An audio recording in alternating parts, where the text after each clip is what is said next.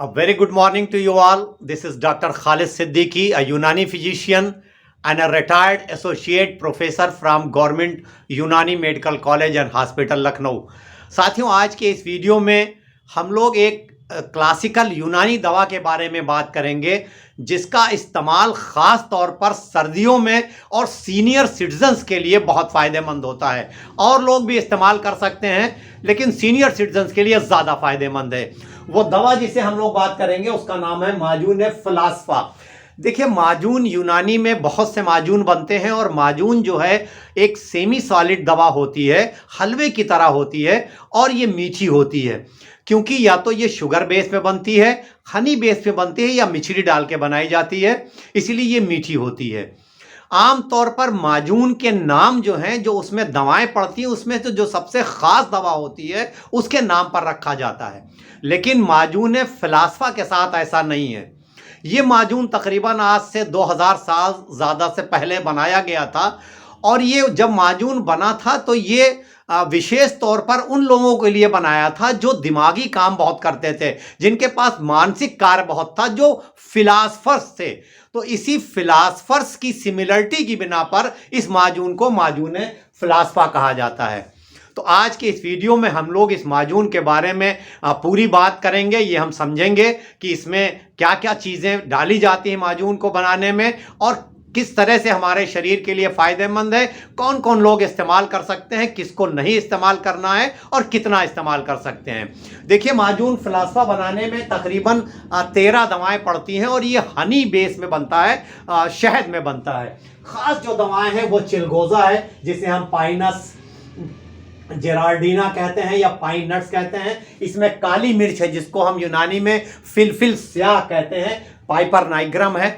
और पीपली जिसे हम फिलफिल दराज कहते हैं यूनानी में, पाइपर लॉन्गम कहलाता है। इसमें सोंठ है, आंवला है, मवीज़ मुनक्का है। देखिए, हम लोग आमतौर पर मुनक्का लेने जाते हैं, मुनक्का की बात करते हैं, लेकिन वो जो फल है उसका एक्चुअल नाम है मवीज़। मुनक्का उसकी प्रॉपर्टी है, जब किसी फल में से बीज निकाल देते हैं तो हम उसे मुनक्का कहते हैं। तो मवीज़ मुनक्का है इसमें। इसके अलावा कैमोमिला यानी बाबूना की जड़ है, बाबूना के बीज हैं, दारचीनी है। तो कुल मिला के 13 दवाएं हैं और हनी बेस में बनती है। नर्वाइन टॉनिक है, एजिड लोगों के लिए, जो उनके न्यूरोलॉजिकल प्रॉब्लम्स हैं उनके लिए बहुत बेनिफिशियल है। आपके दिमाग को मजबूत करता है, आपकी याददाश्त को बढ़ाता है।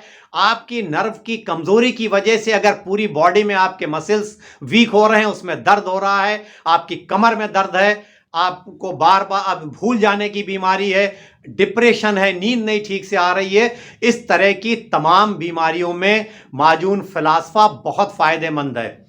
एक और कंडीशन होती है जिसे हम कहते हैं यूरिन इनकॉन्टिनेंस, यानी पेशाब के ऊपर अपना होल्ड नहीं रह जाता है, ज़रा से खांसने बोलने में या पेशाब निकल जाता है। और मेल फीमेल दोनों के साथ ये परेशानी हो सकती है और थोड़ा एज बढ़ने के साथ ज़्यादा होती है, क्योंकि हमारी जो पेल्विक फ्लोर मसल्स हैं वो कमज़ोर हो जाती हैं। तो इस माजून के इस्तेमाल से यूरिन इनकॉन्टिनेंस वाली प्रॉब्लम जो है, ये जो परेशानी है पेशाब निकल जाने वाली, इसमें भी बहुत आराम मिलता है। इसका इस्तेमाल हमारे डाइजेस्टिव सिस्टम के लिए भी बहुत अच्छा है, खाने को हज़म करता है, भूख नहीं अगर लग रही तो भूख भी बढ़ाता है, तो डाइजेस्टिव सिस्टम को भी तक़वियत देता है, उसके लिए भी बेहतर है।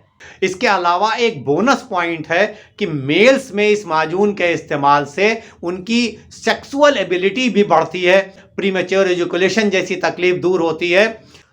तो इस दवा का इस्तेमाल कौन कौन कर सकता है और कितनी डोज में लेना है? देखिए, मेल्स फीमेल्स सभी इस दवा का इस्तेमाल कर सकते हैं, लेकिन सीनियर सिटीजन्स के लिए इस दवा का इस्तेमाल ज़्यादा बेहतर है और सर्दियों के मौसम में और ज़्यादा बेहतर है। वैसे सीनियर सिटीजन्स साल के 12 महीने में जब भी उनको ज़रूरत हो इस दवा का इस्तेमाल कर सकते हैं। डोज 1 टीस्पून भरकर, यानी तकरीबन 10 ग्राम सुबह नाश्ते के बाद हल्के गुनगुने पानी से या दूध के साथ, और इसी तरह रात में खाने के बाद हल्के गुनगुने पानी से या दूध के साथ तकरीबन 10 ग्राम एक चाय वाला चम्मच भर के ले सकते हैं। कम एज वाले जो लोग हैं वो भी इस्तेमाल कर सकते हैं। उनके लिए बेहतर ये है कि वो सर्दियों के मौसम में ही इस्तेमाल करें और डोज थोड़ा कम इस्तेमाल करें। बहुत छोटे बच्चों को नहीं देना है। और बड़े बच्चे इस्तेमाल कर सकते हैं, जो पढ़ने वाले बच्चे हैं, जो दिमागी काम करने वाले हैं, वो इस्तेमाल कर सकते हैं। तो वो डोज थोड़ा कम, आधी डोज लें, 5 ग्राम के आसपास लें। और बेहतर ये होगा कि वो अपने आसपास किसी यूनानी फिजिशियन से बात करके और उसकी मकदार, इसकी डोज तय कर लें, तब इसका इस्तेमाल करें।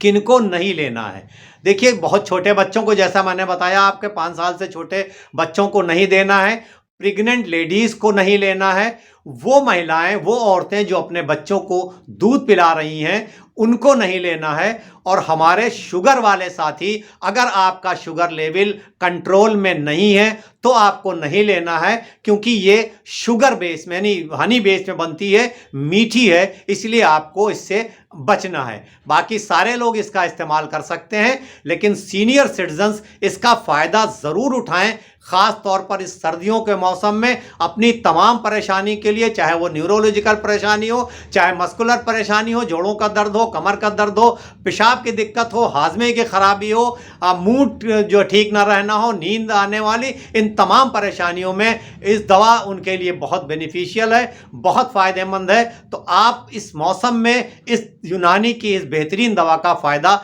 ज़रूर उठाइए। आपसे ये रिक्वेस्ट कि अगर अभी तक आपने इस चैनल को सब्सक्राइब ना किया हो तो प्लीज़ इस चैनल को सब्सक्राइब करिए और बेल आइकन ज़रूर प्रेस कर लीजिए, जिससे आने वाले हर नई वीडियो की नोटिफिकेशन सबसे पहले आप तक पहुंचे। अब आपसे इजाज़त, इस उम्मीद के साथ कि इंशाअल्लाह जल्द ही मुलाकात होगी किसी नए टॉपिक के साथ। तब तक के लिए हंसते रहिए, मुस्कुराते रहिए, एक्टिव रहिए, खुश रहिए और एक दूसरे के लिए दुआ ज़रूर करते रहिए और मुझे भी दुआ में याद रखिए।